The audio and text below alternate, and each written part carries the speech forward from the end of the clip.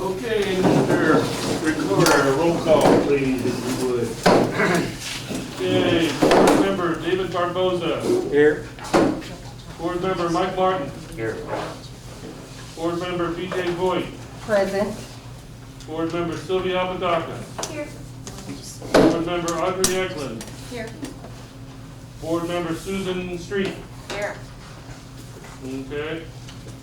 Board member Sidney Sanders Jr. here. Vice President Jeff Here. Eklund. Here. President Sidney Sanders Sr. Here. We have a quorum and honorary member, Mayor Lisa Pierce. Here. First time in a long time, we have a full, complete board of 9 members. About time. Thank you, God. Right, yes, for the That's right. It's on the agenda, but I'm gonna do it now and welcome Miss Susan here. Thank you. Glad to have you here. Looking forward to many Mondays. I also would like to congratulate our recorder, Junior. He's committed to another 3-year term of office. Thank you. His term was approved by City Council, I think at the last meeting or something like that. Well done, son, Susan. Okay. Approval of previous meeting minutes. August the 10th, regular meeting. Presume everybody's had a chance to read or look at or something, and I will entertain a motion if there's any discussion or anything. When we were looking it over, let's see here. Okay, under old business. Okay, it says, of concern of providing a meal for seniors, Board Member Sanders Jr. suggested letting them know ahead of time that there would not be any food. Will not be any food? Yeah, that's what it says. If they wanted to come, that was in discussion about if they were gonna be coming here just to socialize. Okay, maybe I need to reword that. But yeah, if they were gonna be coming here just to socialize, it was just gonna be, we're not gonna be serving them any food. Yes, in other words, if I was going to allow these people just to come in for about an hour or so, you know, because they've been at home for this longest time, they just want to get out.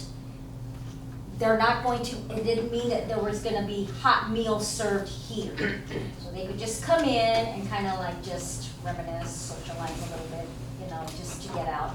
They weren't gonna get fed here the hot meals that we normally get. So We that- remembered that, we just, I just didn't understand. I think that's what he meant. Yeah, I didn't understand. Maybe he the way it got was too much written, sleep or that's all. something. I'm sorry.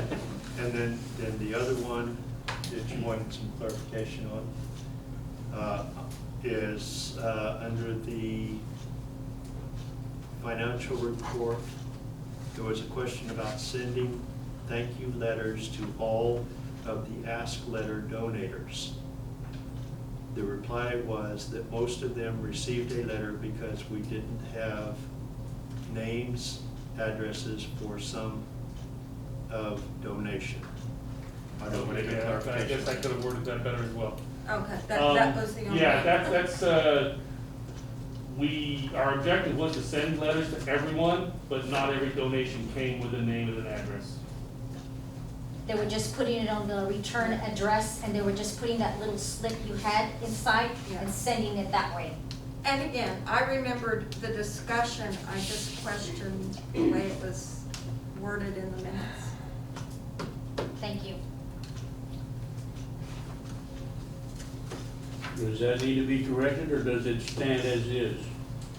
I can Just, make it a little more, I can make both of those clearer. So, do we want to vote on next month on the change? Vote on it now with correction to do. Yep. yeah, we Okay. can vote on corrections. And I make a motion to approve those with those corrections. And that was for the Regular. Board of Directors regular meeting, August the 10th. I second.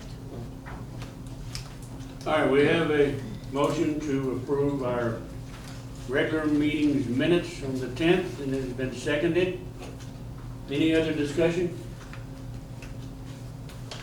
All approval, raise your hand. You're excused because you weren't here. I was gonna abstain. Yeah. All right. Workshop, August the 17th. Another meeting we had. Any discussion or whatever on the contents of those minutes? Where do they stand? I make a motion that we accept the workshop minutes as is. Those were fine. Second motion. It's seconded. Yes. Motion made by Audrey, seconded by David. All approved, raise your hand. Motion carried. Citizens' participation, do we have anybody signed up? No. No. Nobody signed up. All right, we now move to item 6. Mr. Michael here is reporting on 2018, 2019 audit report. Sir, you have the floor. Thank you. I'm Mike Peralta. I'm with Armstrong, Vaughn and Associates. We performed your 2018-2019 audit, as we have for the past few years. So I'm quickly just going to go through your audit report, hit some of the high points. If you guys have any questions, feel free to answer. Keep in mind, this was as of 9/30/19, so y'all have gone through almost a whole year of activity. Okay, so on page 1 of the audit report, this is your audit opinion letter. You've got an unmodified opinion. This is the best opinion that you can get. It's basically saying that the financial statements are materially correct as they're presented after audit procedures. Flip the page on page 2.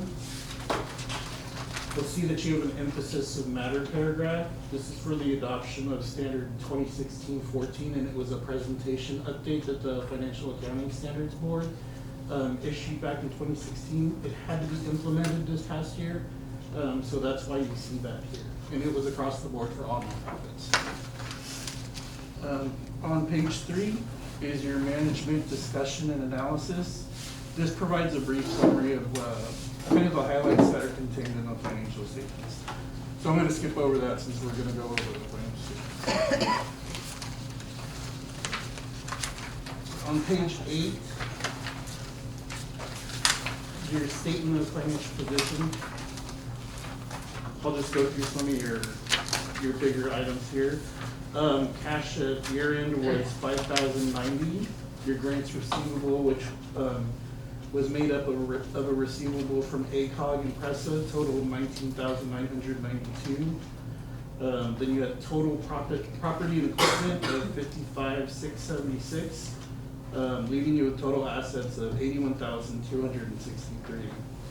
You did have a large accounts payable at year end. It was $41,728, leaving you total liabilities of $52,531. And then your net assets with donor restriction, this would be funds that you received from outside parties where they restricted funds. It has to be used for the specified purpose that they restricted it for, is $658.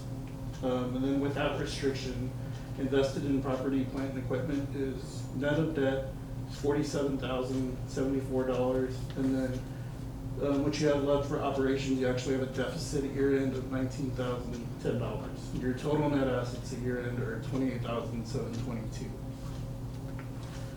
Okay, page 9 is your statement of activities. Your two big items are PRESA and ACOG. PRESA, you had $150,075, and for ACOG you had $65,278. Leaving you total revenue and support of $248.33. You did receive some restricted income from VIA in the amount of $8,705, which increased total revenue to $249,538. The next page is the expenses portion of this statement. Your total operating expenses were $271,396. All in all, you had a change in net assets of a loss of $22,921, leaving you with net assets at the end of the year of $28,722. Although you did have a loss, I did want to point out that I looked at last year's numbers and you had a $64,000 loss. So there was improvements. You did increase revenues a little bit and you did cut expenses, so that did reduce the loss in the current year. On page 11, this is your statement of functional expenses. I just wanted to point out that the majority, about half of your expenses comes from the press and transportation expenses, which is a big part of your operations here at the senior center. And this just provides a greater breakdown of how the expenses are incurred within the programs.